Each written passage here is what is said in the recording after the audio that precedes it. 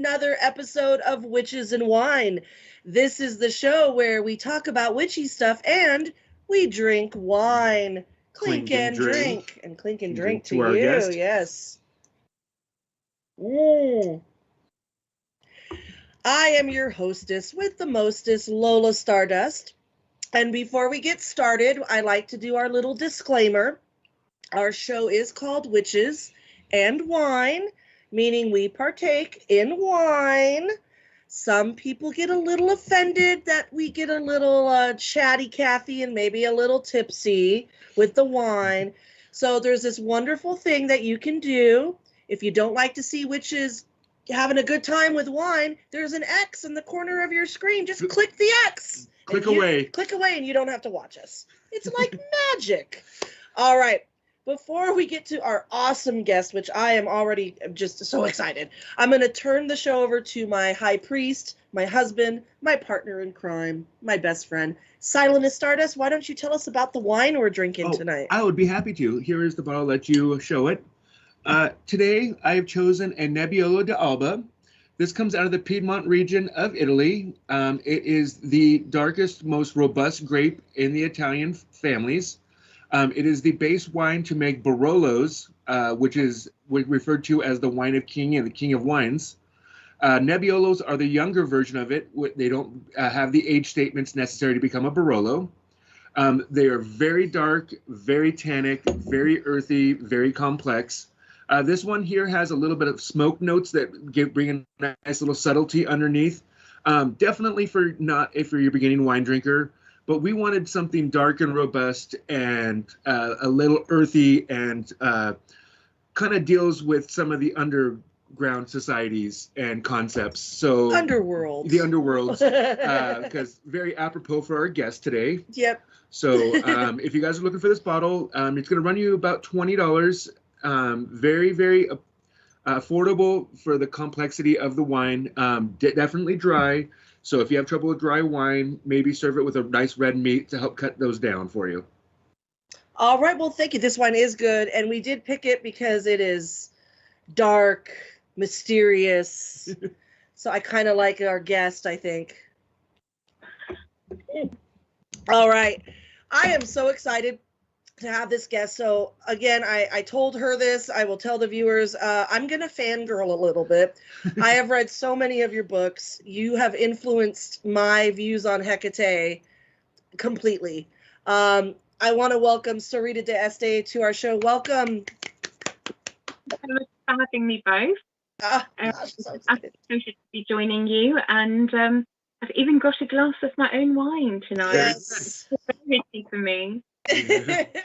Well, this gives us, you are in England, so you're ahead of us. So this gives us an excuse to day drink because it's only 1 o'clock in the afternoon here. So thank you for that. We should come out of a lockdown. So I'm seeing a member of my family for the first time in, I don't know, more than a year. So he's brought some wine. Nice. Yeah. So I would like to start, first of all, for anyone who's been under a rock or doesn't know who this is, for me personally, I might be biased, but she writes amazing books on Hecate. I have read, I think all of them. I might have some that I haven't read, but they're in my library on my Kindle, just waiting there. You've written other books though as well. Can you just give us kind of not if you don't have time. I know you have. We're not looking for full bibliography, but just name a few titles of some of your Hecate books and your other books. Yeah, sure. So my most recent book on Hecate came out about 2-3 years ago, which is Circle for Hecate, Volume 1, and Volume 2 will be out this year. Yes. Providing lockdown doesn't reoccur too soon. Yes. Because you need to work. Yeah. And I've also co-authored a book called Hecate Liminal Rites, which is a very standard text for a lot of people starting out. Yeah. With David Rankin. And I've also edited 2 anthologies about Hecate, bringing together the kind of experiences and visions of devotees from different parts of the world, different experiences, different traditions. The first one was called Hecate Keys to the Crossroads, way back in 2006. and then Hecate Has Sacred Fires in 2010. I've also written on Artemis. I did a book on Artemis in 2006 that was published. I've written books on practical magic, gods and goddesses of the British Isles, a book on the history of Wicca and the practices of Wicca called Wicca Magical Beginnings, practical elemental magic. I'm just looking around my shelf trying to a book on the Oregon, a book on the Calia. So lots of books over the years, a few anthologies. I've also done a lot of blogging, all that kind of thing, and writing for journals and magazines. So there's quite a few books in my bibliography. Yes. And for those, I don't know if there'd be very many of them, but can you tell us who Hecate is? Because some of our audience may not know. We have new. We assume witches, they do, but when you make witches, assumptions. yeah, just give us a little intro. Who's Hecate? So Hecate is one of the Titan deities of ancient Greece. And even at the time that she enters into the pantheon in Hesiod's Theogony, she's recognized as a deity who had tremendous power in the times that have gone before. So she was already a popular goddess at the time that she enters, and she was already considered to be one of the older gods, not just for being a Titan, but for many other possible reasons as well. And in Hesiod's Theogony, we find that she's named as a nursemaid. She's a carer of the young, just like Artemis. But she's also a goddess that holds on to powers that she had under the previous reign of the god Kronos, who's defeated by Zeus. So Zeus recognizes that Hecate had certain powers. So she rules over a third of the earth, the ocean, the starry heavens, which kind of links back to her, the parentage that she's given in the Theogony. But she's best known today probably as the goddess of the witches, the goddess of magic, goddess of the crossroads, a goddess that's honoured at different phases of the moon because she's very much linked to the moon, and all kinds of things really. So she's one of those goddesses that's very hard to put in a box. Yeah. She's most often today depicted as a triple goddess, usually standing around a central pole, which of course is also a very important symbol in Beltane that we are just about to celebrate here in the Northern Hemisphere. Yeah. So she's usually shown standing around a central pole, which is called Apollos, which comes from a tree cult. But she's also sometimes shown as being singular. You can recognize her. Usually she's shown holding 2 torches, or in her triple form you'll sometimes find her holding 6 torches. But she's also shown holding things like daggers, whips, snakes, keys, as well as having the heads of 3 beautiful maidens. Mm-hmm. But then sometimes it's also described that she's got the heads of animals. Yep. Mm-hmm. So it's kind of like she's a goddess. It's kind of like a shapeshifter. She's shown in all these different forms at different times. And the oldest known depictions of her is actually of a singular form, very calm, something that we might associate more with a goddess like Demeter, just seated on a throne.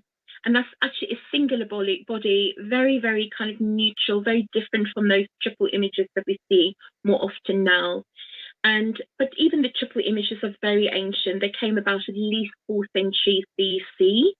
So, it's still very ancient. But she's got a bit of a mysterious beginning, very, very popular in Greek homes. She wasn't necessarily part of the Olympian 12 gods that we always hear about, but she was a goddess of the household. People worshipped her in the threshold of the homes, where they believed that she would keep out kind of evil influences and bad things, which of course was very, very important in those days because there was illnesses and security and things was a lot rougher than it is now. We think we now, but it was a very different time. So things like security would have been very, very important, and also things like purification, because they may not have fully understood the purpose of purification, but as we all know, for this year more than any, wash your hands. Yes. Washing your hands would have been something you did as you went in and out of spaces. often at the shrine of Hecate or near the shrine of Hecate. So purification, and if you think about it, it keeps that badness out of the home. Yep. They're very practical, even if it's not fully scientific in that time. They knew something, and they kind of associated it with her. So a lot of things like that are associated with her. So many different things. In modern paganism, often we find that her witchcraft side and association with the dead and ghosts are emphasized. But she was equally a goddess that was named as the mother of the gods, and as the, the mother of angels in one place. So she's kind of got this contradiction even in antiquity. Just like she is today. She was, I don't want to say she was a goddess of all things, but she literally appears in all walks of life, being honored by the gods, but also being honored by peasants and benefiting people that lived on the fringes of society through the food that was left to crossroads. So she's like a goddess of many different aspects and many different walks of life. And perhaps that is one of the reasons that she's so popular right now. We kind of bridging those things, and technology has made all these things so much easier to kind of cross and connect than in the previous centuries that we've been living through, where society has been so divided. So I think, maybe that's one of the reasons that she's so popular, that she just appeals to many people in different walks of life. Well, it's interesting to me that she is becoming so popular for being someone who has such a mysterious storyline. You don't see a lot of stories in Greek myths with her. I mean, the Eleusinian mysteries, she takes a big part. So that whole cult of Demeter and that story, yes, she's a part of that. But you don't really see a lot of her. To me, I always picture she's always kind of hiding out in the background and kind of watching everything happen, and so it's interesting that she's coming to the forefront in this century. And people now are like, well, I want to know more about her. And where would you tell them to start? Like, where would you say, what's a good place to start? Obviously, you could say your books, I would say. My books. I think if somebody wants to begin a book, my book, Circle for Hecate, is probably the simplest book to start with, because it's mostly just history. But there's so many books about Hecate now. I mean, my book, Hecate, Lemon Rice, is very popular, but there's so many different authors, and there's seemingly new books on Hecate every couple of months at the moment. Yeah. So, I'm jokingly saying that she's a goddess of literature these days. So there's a lot of different choices, but I think whenever somebody, I'm a big believer that when you start out, the best place to start is just with the actual known facts rather than different people's opinions. Yeah. Because if you start out with just this kind of bare information, then you can build your own opinion, and then you encounter other people's opinion, and you can make up your mind whether it resonates or not. Otherwise, I think it's very easy to kind of fall in with what you read and feel, oh, this doesn't resonate. But what you're not resonating, I mean, I saw something on a forum just today with somebody saying that she first encountered Hecate in a Wiccan context, where Hecate was very much presented in the context of the maiden mother crone construct, which is a very 20th century thing. Yes. Robert Graves, Aleister Crowley really is the kind of beginnings of that. And Hecate is not a crone, and she's not part of this triple goddess thing in that way. She is a triple goddess, as in she's got triplicity. Yes. There's 3 bodies sometimes, but sometimes there's 4 bodies, sometimes there's 2, sometimes there's 1. But when she's in those multiple forms, it's got a totally different context. It's nothing to do with age. So she said she encountered it like that in the first place, and it totally turned her off the thing. Mm-hmm. Yeah. I'm interested in this. Is this a bit, And, I've encountered a lot of people that for different reasons have not gelled with that idea. And that idea works for some people. I know some people say that this is just like the most astonishing thing. But if you just start with the facts, and you start with the history, and you start with the mythology, and you start with the things that people actually did, and also the experiences of different people, which is why I did those anthologies. And there's other people have also started doing anthologies on Hecate. So It's not just mine. There's a lot of that kind of thing. I think you've got to keep your mind open, start with the basics, you know, try and form your own opinion, and then engage with other people's opinions so that you know how that works. I would say that Hecate, maybe she doesn't appear, there's not a lot of stories like the one in the Elysian mysteries. There might not be a lot of stories about her, but when we look, we kind of find her in many places playing a seemingly kind of not important role, you know. Yeah. So she's there when, you know, Iphigenia is going to be sacrificed to Artemis. You know, the paintings always show her in the background. There's the famous one in Pompeii. And, you know, the story is about Artemis, but there's Hecate in the background. And then this whole story about, you know, different beings dying and Artemis transforming them into Hecate or into a dog, or, you know, there's all little stories. And you kind of find it in lots of other stories, like in Jason and the Argonauts, which is possibly one of the most ancient, most famous stories from that world. Hecate does not have a prominent role, but Medea does. Yep. Medea is a priestess of Hecate, so Hecate has this primary role there, you know, alongside, again, Artemis is mixed into the story sometimes, but Hecate is there, you know. She's in the story of Julian the Apostate, who's the Roman emperor that became emperor of the Western realm and then the Eastern realm, and kind of reunited it one last time after the two Roman empires were separate for a long time. His story obviously doesn't start with Hecate, but his story of trying to revert the entire Roman empire, which he kind of reunited after the death of his uncle Constantine. He tried to revert it to paganism and polytheism and trying to make all religions equal. Yeah. But his story on that journey also came to a crossroads at a ritual that he attended, dedicated to Hecate, when one of the Christian teachers that he was under their tutelage, who was trying to show him the error of his ways for having an interest in theurgy, which was the kind of high magic, if you like, of the time. You know, they were like, oh, come on, Julian, this is rubbish, this is nonsense, this is tomfoolery, this is superstition. Julian didn't want to know, so they took Julian to show him that it was all wrong, and by doing so, they took him to a ritual dedicated to Hecate, and the whole ritual is described. And it says that, you know, the theurgist, the priest in charge, was uttering some hymn or another, and then he lit. And it's written in a very kind of flippant way because it's written by the Christian philosophers. Yeah. You know, and then he lit some incense or another, and then, you know, the statue seemed to laugh, and then seemed to move, and then a flame comes and bursts into being. But after that ritual, Julian vacated his position as a student to these philosophers and took his education from the theurgists, was initiated into the mysteries, and then basically later on inherited both kingdoms and tried to revert it to paganism. It's a very interesting character, but Hecate is there at the crossroads. Yep. You know, so if you look carefully, you actually find her in many more places than you really expect to find her. But that makes sense with more regions as well.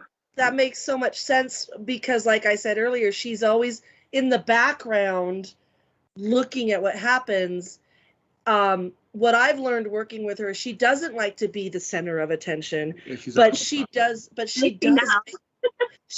Exactly. But she does make her presence known because you can't help but feel that presence. And you were talking about Medea, also Circe. Was in the Odyssey. The Odyssey. And that was, it's all linked to Hecate. Yeah. Because Medea, of course, is the daughter of King Aeetes, who is the brother of Circe or Circe. Yep. And they had another sister called Pasiphae, who was married to King Minos of Crete. Yeah. Which is where you get the snake goddesses. You know, there's a lot of strange connections actually, and all of them were said to be the children of the sun god Helios. Yep. Helios. Yep. Yep. You know, they're not just. I mean, Medea, even in pagan circles today, is sometimes kind of seen as some kind of silly girl or, you know, uneducated thing that did some witchcraft and, you know, was evil for doing this, that, and the other. But in fact, she was a princess. You know, she was not from a backward ground, you know, background. After Jason, she remarried. She was the queen of Athens at one stage. She fled from there with her son because the king remarried. It happened very frequently in those days. Oh, yeah. And, you know, her son went on to start a nation. You know, it's not insignificant people we're talking about. These are people that entire nations are built on, entire stories are built on. It's you know, it's a very significant part of the history, and Hecate does seem to be, you know, here, there, and everywhere. Yeah, she's peppered. She's peppered throughout the stories, and you can definitely find her. I think it's interesting that you bring up the triple goddess, because that is a huge misconception, and not that saying that people who worship her in that aspect are incorrect, because it is a part that has evolved, and that's a lot of Wicca has evolved that. But she really wasn't known as that until Wicca brought that into her. She had the triple face, but it had nothing to do with triple goddess. It was that she could see everywhere. She could see past, future, present. Well, she's a trimorphous. Yes, she's a trimorphous. And so people then, like you said, Robert Graves and stuff brought the whole maiden, mother, crone aspect, which again, I worked with that in the beginning, but it didn't resonate as much as when I found out that there was much more to her than just that. And your books have really helped me with that, seeing those different aspects. One of the aspects I really love about her is Sorita. Oh my gosh, the cosmic soul. Yeah. That vision of her, and you say, you know, when you find her and you find one of the many faces of her, it can really resonate with what's going on in your life at that time. And I had been dealing with a sick father. My dad was very, very sick, and we were going through a lot. And I had just started reading about that aspect of her, I think in one of your books, and it helped me get through his illness, because that aspect of her being that cosmic soul, that mother, almost Virgin Mary type, almost, you know what I mean, like with the glow and and it really helped. And so that has been an aspect of her that I really connect to. Can you talk a little bit about that aspect? Yeah, it's a very big subject, Hecate Sorita. Sorita literally means savior. Yes. And it's a title that isn't exclusively used for Hecate. There's other deities that also have it. Zeus has it, Athena has it sometimes. Yeah. And it's usually given to deities that literally saves something. Yes. It's a very literal, you know, these aren't names. They kind of like Mr. King, you know, they're like descriptive titles, if you like. Yeah. So the title would have been used because Hecate was seen as a deity that could save cities, save people, save individuals, whatever the case may be. So that's one level of it. But the second side of it, and primarily with Hecate, we find this title Sorita being used for her in something called the Chaldean Oracles. Mm-hmm. So the Chaldean Oracles in itself is a huge big subject. We could speak for 3 hours, and we would the surface of just what the Chaldean Oracles are and why they're important. But in a nutshell, the Chaldean Oracles came about because of a father and a son who came from a place called Chaldea, which was basically in what was Babylon, so kind of Iraq, Persia, that kind of region of the world. And they traveled to Rome. And in Rome, they conducted a series, or we believe that the rituals happened in Rome, and we don't know exactly how they did the rituals, but we can assume that they were theurgic, in other words, divine working. So they weren't rituals. Theurgy is the opposite in a way of sorcery. Both involve the gods. Both could be called pagan, if you want to use that term. But the purpose of theurgy as opposed to sorcery is like, I want to win the game or something, so I'm doing this spell or I'm making this votive offering, and I offer you something more if you let me win. Okay. Yeah. In a nutshell, conjuring, the kind of stuff that we associate with hoodoo and witchcraft today. Okay. Yeah. Theurgy was for a different purpose. Theurgy was to achieve union or henosis with the gods. Yes. So the intention was to kind of feel a union, like with the deity, and to be able to learn through that experience. And it's very, very different from sorcery, because it tends to be much more pious, much more devotional, much more an emphasis on kind of being a good person. Yeah. And, purifying yourself and doing things right, and really trying to, it's like training for a marathon. You've got to keep going and perfecting those skills and tweaking them. You want to do it as perfectly as you can, because the more perfectly you do it, the more your chances of uniting. So there's a lot of writers that have written about theurgy. Iamblichus in the ancient world is probably the most famous one. And I mentioned that Julian went to a theurgist. It was a popular thing in the 3rd, 4th century, so the beginning of the Christian era, because we think of Christianity as having been around 2,000 years, and technically it has, but of course it wasn't the major religion until like the 4th century. And even then, it was like the state religion, major religion. The pagan stuff would have still gone on. So this is like a late pagan, early Christian era thing. And so Hecate, for one reason or another, is named by this father and son pair, who are also confusingly called Julian. I promise there's two different Julians. And they did some kind of chance working, and it seems like the son sat as the oracle for the goddess or the gods that they were evoking. We don't know exactly. And the resulting oracles were written down, and they were considered to be incredibly profound. And they were taken up by the Neoplatonists, the revivers of the work of Plato at that time. Yeah. They were taken up all kinds of really important religious thinkers of its day. So they were written about a lot and quoted a lot. And that is why we know about them, because the actual oracles no longer exist.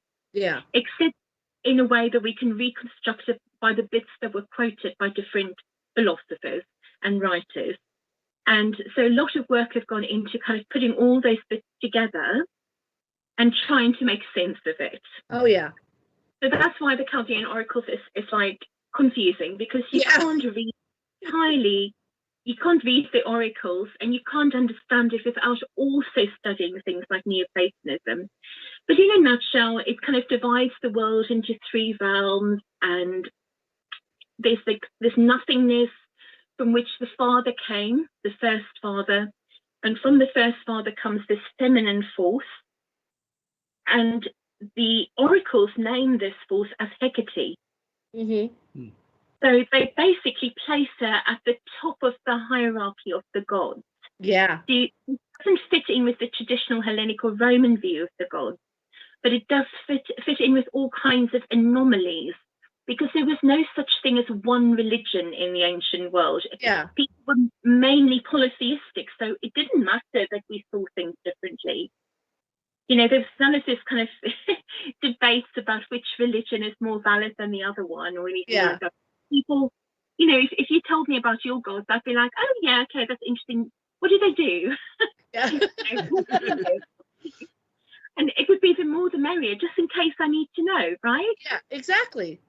Is that where the Sorita came from? Was that savior goddess? And in the Chaldean Oracles, she's given this title Sorita, but she's also kind of named as the cosmic world soul, and that is something that kind of keeps things together. Think of like as the glue between the worlds. It's like that liminal space between the gods and men, between the animals and the minerals. But it's that kind of intangible something. Yeah. So in a way, like, see, the Hecate has come, the dog's barking. Yeah. Exactly. It's a it's a very big subject, but basically Hecate is placed in this very primary role. But in a way, it's the same role that she had several centuries before in the Theogony by Hesiod, where amongst other things, Hesiod tells us that Zeus says that Hecate is honored by the other gods, the undying, the immortal gods also honor Hecate, which would make sense if she's somewhere higher in the hierarchy than is apparent, you know, because that's very early and things change and every state has their own version of the story.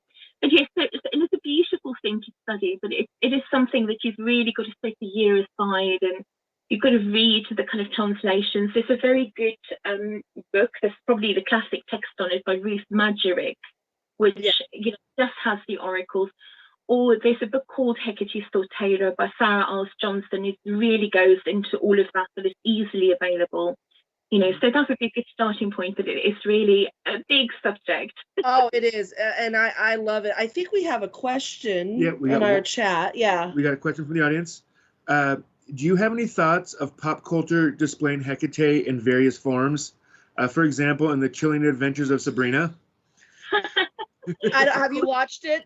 Have you watched Chilling Adventures? Yeah, I did watch it. I kind of lost interest in series 3 or something, but I went back and watched this particular episode where Hecate was invoked. I thought that actually, not the way that Hecate is portrayed, but the invocation itself was really beautiful. Mm-hmm. And I think it's interesting to see Hecate pop up in something quite as big, in such a big role in that. I don't really like the way she's portrayed later on. To comment on that. And I'm also slightly kind of miffed that they brought in the maiden mother crone thing, because that was unnecessary. It was really unnecessary. It adds confusion to the whole situation. It was very, very confusing. Hecate, in fact, a friend of mine called Hazel has done a study which is available on the Covenant of Hecate website, which is www.hecatecovenant.com, that lists all the various pop media kind of references to Hecate that she was able to find. And she's been at it for a few years. And she goes in every now and then and updates it.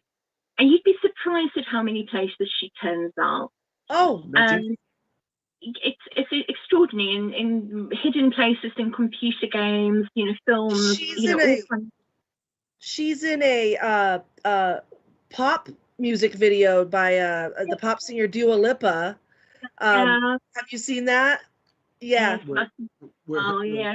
Her wheel is prominent all throughout the video. The wheel is throughout the whole video, and I often wonder. It's just behind your heads too. Yes, it is. But it's interesting. You know, even that wheel is a relatively modern symbol of Hecate, but it's become so popular and so permanently a symbol of hers, whatever it might have been before. But it was a confusion with something called the Wheel of Hecate, which of course is actually a spinning thing. This is one that was made for an exercising tool, but I keep it because it's silver. Yeah. It's official. But the actual Iings of Hecate originally was being like this that you spin. Yeah. So this one doesn't wear, but it's a ritual tool that was used by the Theages to invoke her. So you know, they use it a lot in the Greek magical papyri too.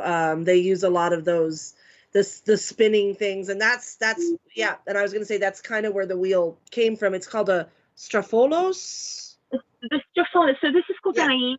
Ieng in the bird, because one of the forms of this, it was associated also with Eros and Aphrodite. Yes. And one form of it actually involves taking a wheel and pinning a bird to it. An English name for the bird is the wryneck. Yes. And the Greek name is the Ieng, so hence it being called an Ieng. And the wheel itself is also called an Ieng, whether the bird is on it or not. So the thing I just showed you. Yeah. The stropholos originally would have been either a spinning wheel like that, just a different name for it, or actually a spherical cage, which is described as being gold, with a stone inside, which was spun, kind of, you know, like a lasso or something. And that's a lot of air element, the element of air, which is associated. She's associated with all elements, but I want to. You were mentioning the Covenant of Hecate earlier. Can you explain what that is? Tell our viewers what that is. Well, it's not linked to the element of air. Well, that's why I'm going. That's more fire that we're going to talk about. But I was talking about the elements that kind of, yeah. The covenant of Hecate came about because of a anthology. Well, 20 years ago, I started my first training circle in initiatory witchcraft. So really, that's where it started in some ways.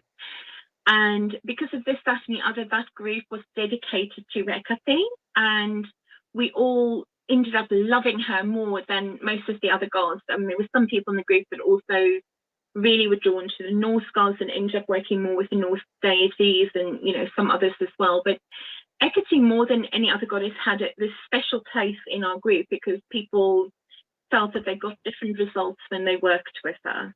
Yeah. And the years went by, and eventually I left London for the countryside, and I had a son, and I decided to kind of explore the things that were more important to me, which is kind of theurgy. I was working a lot of the grimoires and more trad witchcrafty type things, and Hecate remained really important to me. And then in 2009, I was doing the working, and I had a vision that led me to put together the anthology Hecate of Sacred Fires. And at the end of that anthology, which brought together 50 people's experiences and visions, it was massive. It took like 6 months of my life. It's a great book. It's a great book. It was a labor of love, and it was a huge big learning curve for me doing that book. I learned so much. And the art, all the artists and the artwork. Oh my God, beautiful book.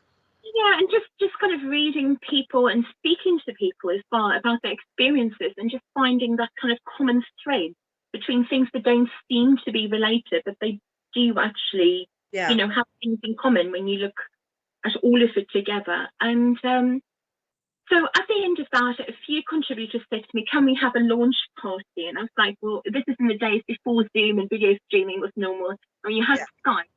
And I was like, well, we could have a glass of wine on Skype and go, but we were all in different countries. You know, there was people in the UK, but in different parts of the UK, people in Chile, people in Mexico, the US, the Netherlands, India, Turkey, you know, so Australia. So it just wasn't viable really to kind of get together. It was not a commercial project. So in the end, you know, through toing and froing, we decided that I would put together some little ritual that everybody could just do. Mm-hmm. And I created a little ritual called the Rite of the Sacred Fires, and it was meant to celebrate the release of the book.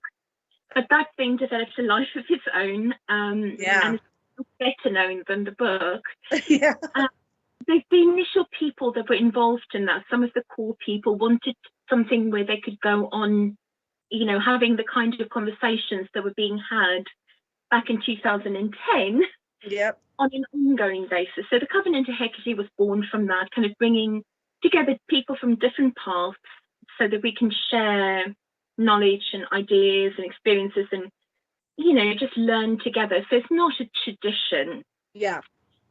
Some of it is developing a little bit in that direction, and it's possible that that will, you know, be a thing in the future.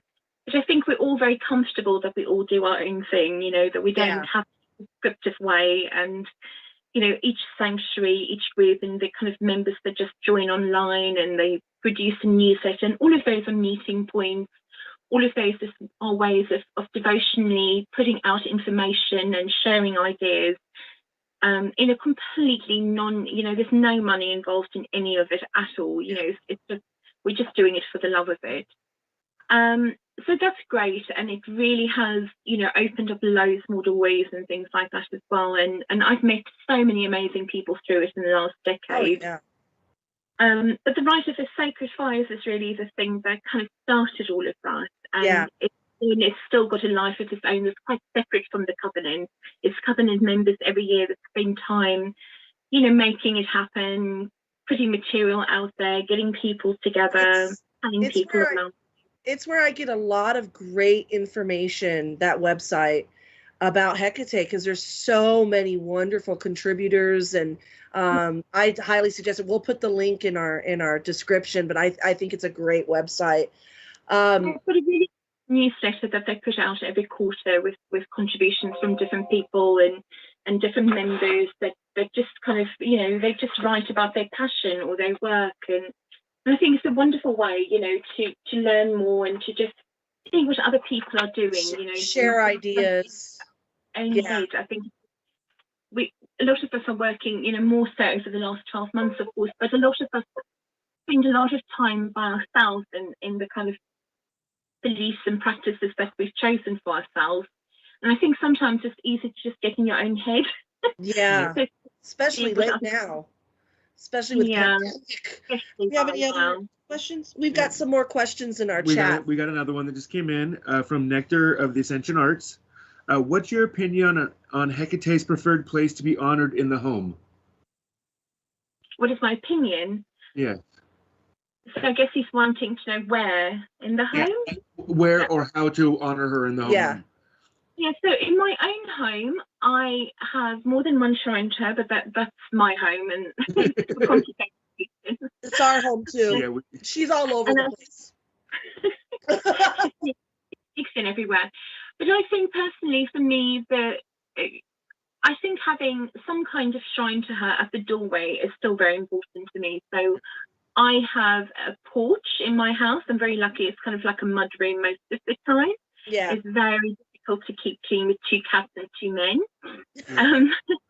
in the countryside in Muddy Valley, in England. But I have a space above the door. There's a little shelf, and you know, I have a little shrine to Hecate there, and that is something I like to clean. I don't make offerings there, but it's a dedicated shrine, and you know, it's like my offering is for it to be there and for it to be like just a reminder that she's the protectress of the home. Yeah. And then I have a personal shrine where she is also present, and that is where I make offerings and, you know, do devotional work. And I'm very lucky to have a space dedicated to my magical work. So it's in that space, and I can, you know, do all kinds of things with her there. I think everybody has different circumstances though, because, you know, at one point when I started my work with Hecate, I lived in a very small 1-bedroom place in London. Mm-hmm. You know, and it's very small, it's London. Yeah. And, you know, so then we only had a tiny little shrine, you know, on the corner of a bookcase dedicated to Hecate. Because that's all we had, you know, we didn't have a lot of space. And when we were doing bigger rituals, obviously we moved things around and, you know, made a bigger space, as it were, rather than just the corner of a shelf. So we have a very small house, so we have to manage. We have to manage. Basically, the whole house is a shrine to her. I mean, it's everywhere.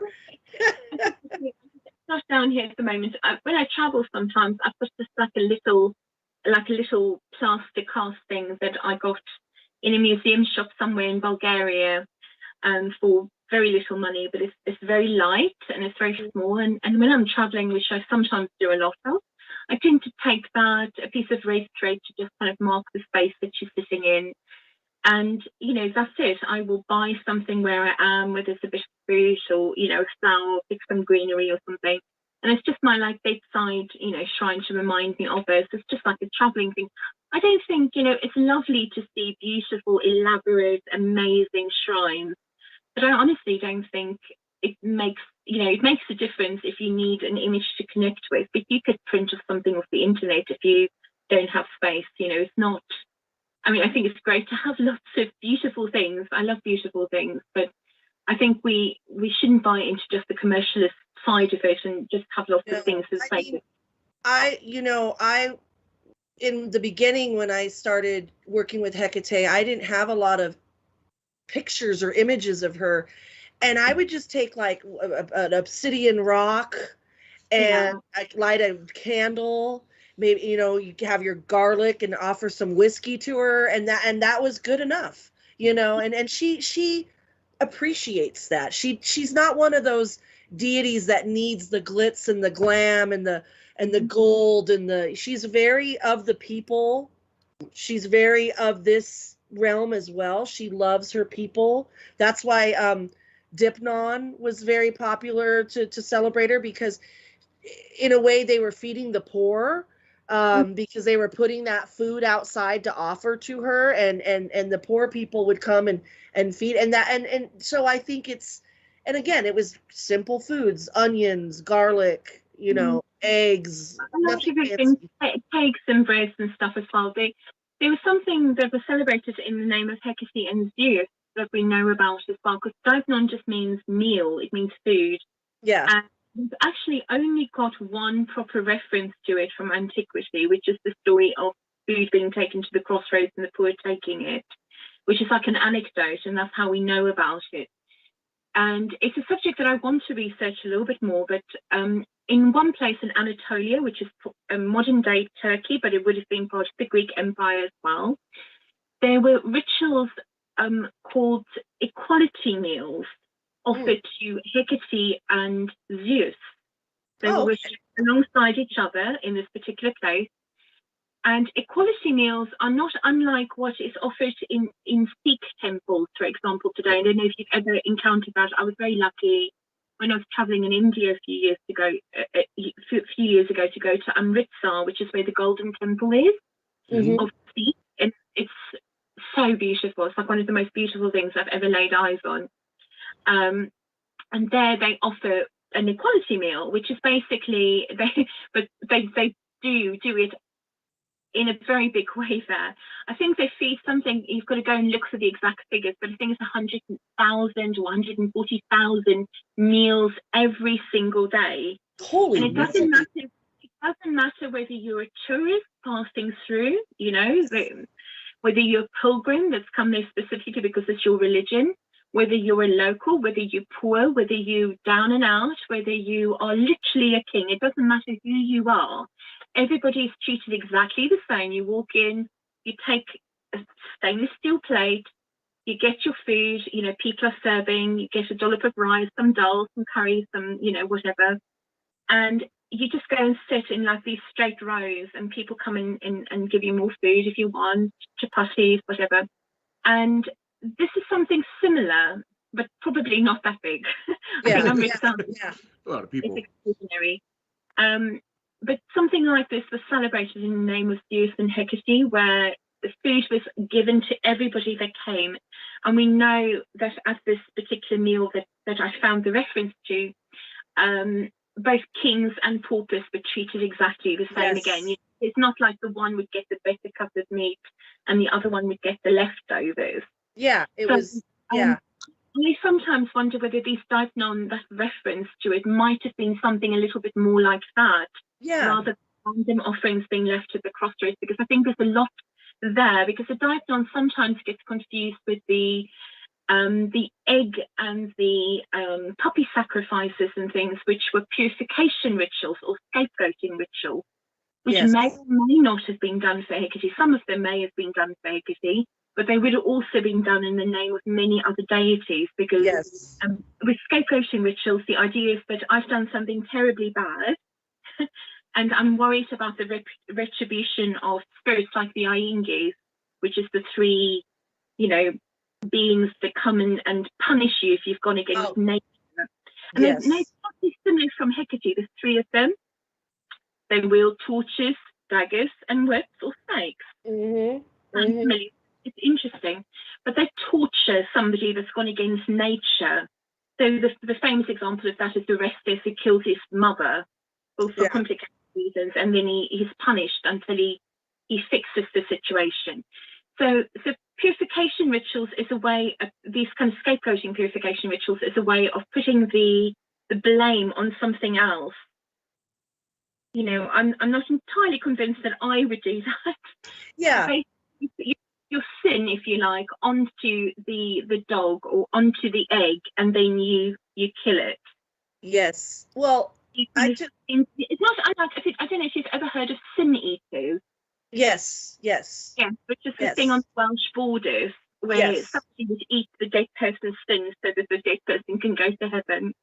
Well, I don't know if you know who Jack Grail. Yes. But he's speaking at the Hecate Symposium actually in about a month's time. He's amazing. He's amazing, and I was really privileged and honored to be able to take a class by him.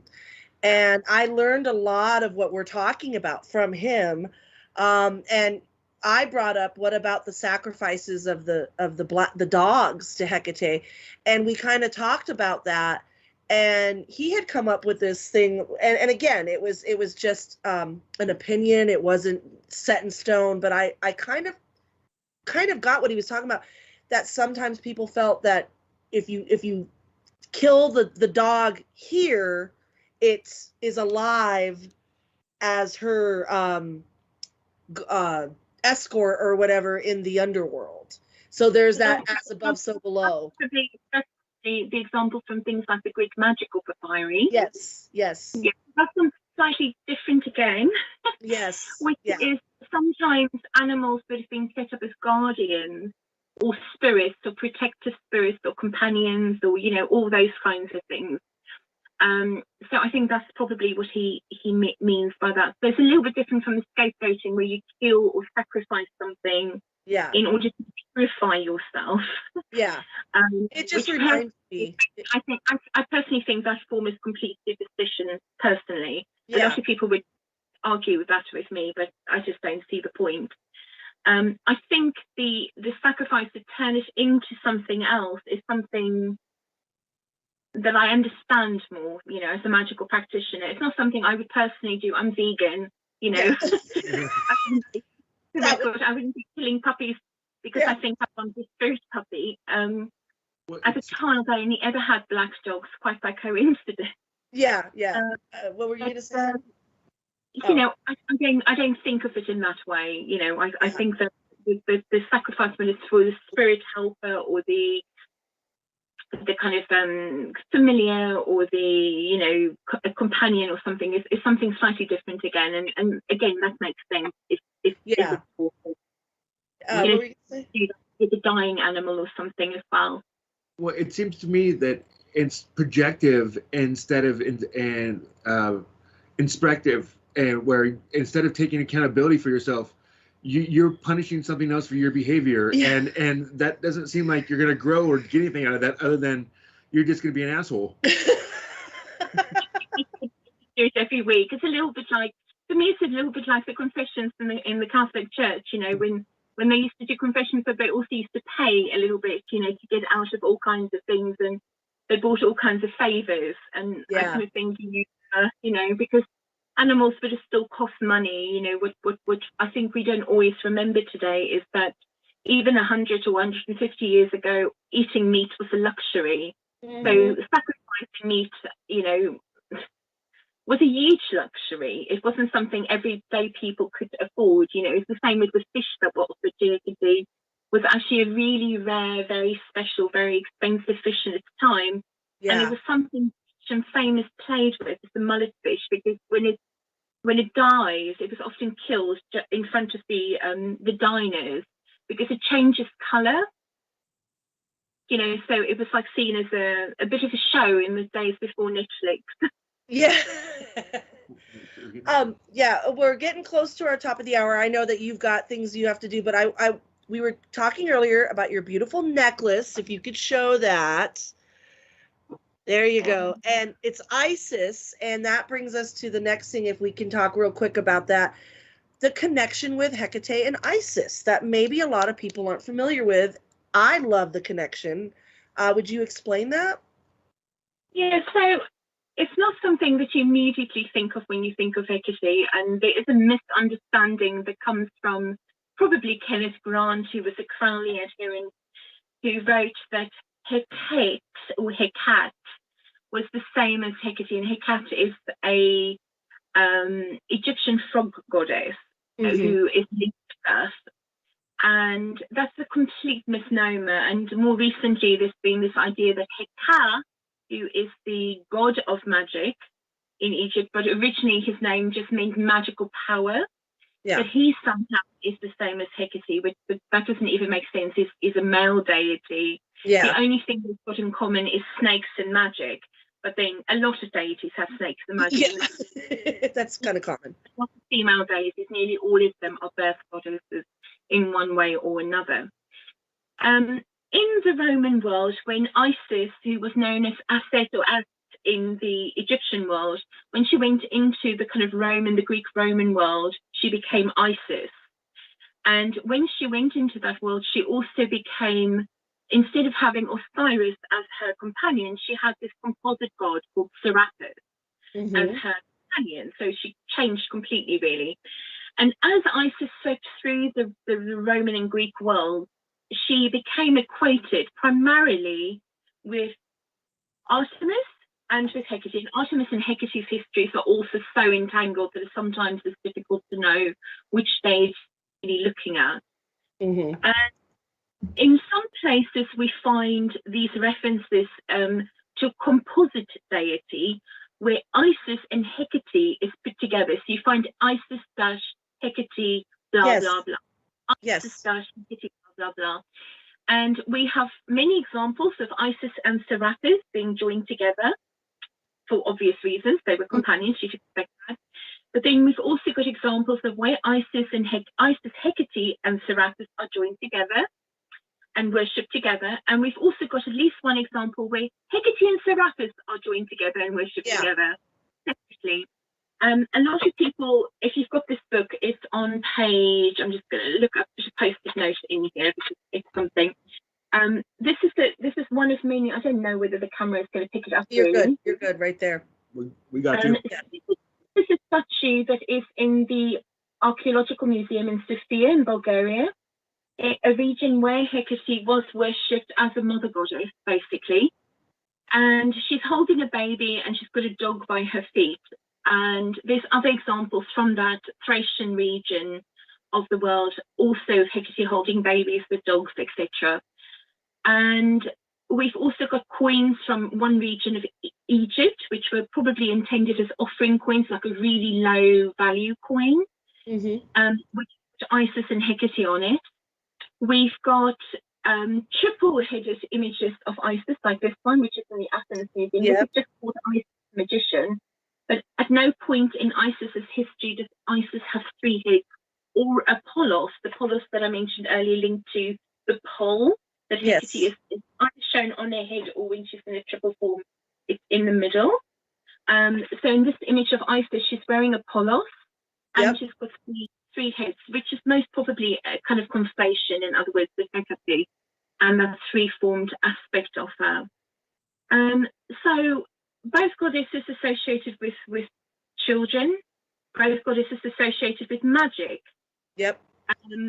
Isis, of course, also associated with serpents. She steals, the magic of Ra's magic, magic names and, all these kinds of things. She's a very cunning goddess. She's a very able goddess. She's also very shamanic in some ways, because the whole kind of putting Osiris' body together is a very transformative goddess and a really important one. And it's interesting that a childless goddess like Hecate should have been seen as somehow being the same.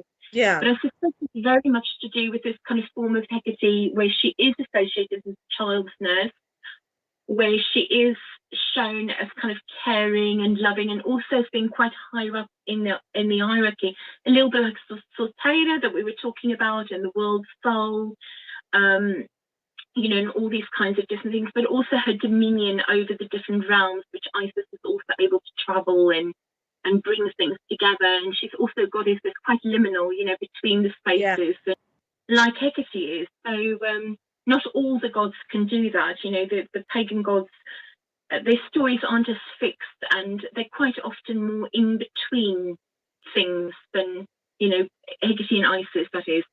A little bit like Hermes as well. They travel, they kind of connectors, if you like. I think it's a fascinating thing. When I visited the temple of Legina, the temple of Hecate and Legina in Turkey, I found all these feet carved onto the steps. I often talk about it because I'm fascinated, and I'm hoping by talking about it, I'm going to get somebody to really study them. But there's all these feet that are carved onto the pediment of the temple steps, which are marble. So, you're talking hard work to kind of chisel them into the marble. And I didn't know what they were. I never heard about it. It's just they were there and they were everywhere. And I finally found an article talking about something called plante pedum, which is literally the feet on the pediment. that linked it to, again, the cult of Isis, a very particular cult of Isis, where the priesthood, when they left the temple, and we've got to understand in those days, travel took a lot longer and it was a lot more dangerous. So if somebody left, they might never go back. So when they went on a very long journey, they would leave the impression of their feet on the temple steps like this. Yeah. And that got me looking more into the Temple of Legina, and I found out that, for example, there was actually a sanctuary in the same grounds, in the same temple complex to Serapis. So kind of bringing that connection there. It's not clear why there was a temple to Serapis, so we don't know enough about that temple yet. But I think it's fascinating stuff you know, people definitely saw that connection there. Without a doubt, they thought this is something important, you know. Yeah. To them, it's definitely something very important. I think it was your book that I read about the connection, and then I had seen other, you know, articles or whatnot about connecting her and Isis, and so it was very interesting to me because I had never thought about that before. Yeah, not correlative to me. But I love it. I love it, and I wish, God, we could, oh my gosh, we could talk for hours to you, but I know you've got a ritual you got to get to, and you know, a lot of viewers have ADD. They can only take an hour. No offense to our viewers. I have it, so, you know. Sarita, you have been such a joy. Before we go, can you tell us where we can find more of you, websites, where can people find you? So I have a website I don't update very often, but at least there's contact information. You can find other access to me on it, which is just sarita.co.uk. But I've got a Facebook page, Sarita Este. I'm on Instagram, Sarita Este. Yeah. And I also, if you're interested in my books, you can look out for Avalonia Books, which is avaloniabooks.com. Again, there's social media things where snippets are posted sometimes. And then, of course, the Covenant of Hecate that we just mentioned earlier. And we are organising the Hecate Symposium at the moment as well, which is in about a month's time. Wow. And it's by donation. And there's Jason Miller, Jack Grail, Emily Harding, myself, Jake Strassingen. There's an amazing lineup, and you know, Georgie Misha, which many of you will know from the amazing temple photos in Bulgaria. Yeah. So, and there's really amazing speakers. There's going to be ritual. There's going to be, I don't know what. That is going to be, you know, overkill. Yeah, We're going to have 3 days of non-stop. Is this online? Yeah, it's going to be on Zoom. We're doing it as a Zoom webinar because it was due to happen last year, because I usually do it every 2 or 3 years. But I said I do. And, you know, couldn't do it last year. So I thought, well, this year, let's do it online. It would be a very different experience from having it in person in Glastonbury. Yeah. And of course, I didn't have people to join from everywhere. And it's by donation. There are tickets, there's sponsored tickets, but people can just make any donation. You know, there's no minimum or anything like that. And what are the dates? It's the 22nd and the 23rd of May. And, you know, it's going to be a feast for Hecate lovers. Oh my gosh. And everything will be recorded and made available for 3 months after. So, you know, you can catch up if it's all too much. Well, would you be up to touching base with us again after that and tell us how it goes? Yeah, maybe we could talk about it. Or the people in the chat have saying that the people in the chat have already asked, can we have a part 2? Yeah, people want a part 2. So we could maybe touch base after that symposium and see how that goes, the online, and then address things going forward from there. Because again, I didn't even get to a smidgen of the questions, but I mean, we only have an hour, so I would love to. If you agree, we could do a part 2, and that would be. I would love to do that. Oh my gosh. Well, thank you so much, Sarita. Let's clink and drink to that. Clink and drink to Sarita. My gosh. All right, well.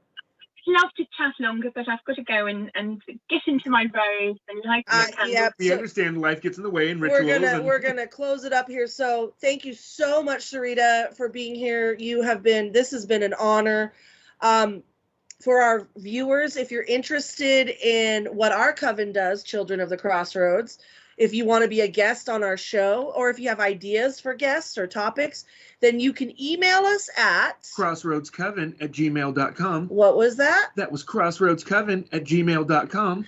Thank you so much. Oh my God, this has been amazing. Thank you to Nimer, our tech priestess, who is streaming this for us. Thank you to our viewers. Remember, please, everyone, always be very, very kind to each other. Always walk with the goddess. And until next time, blessed be, and clink and drink.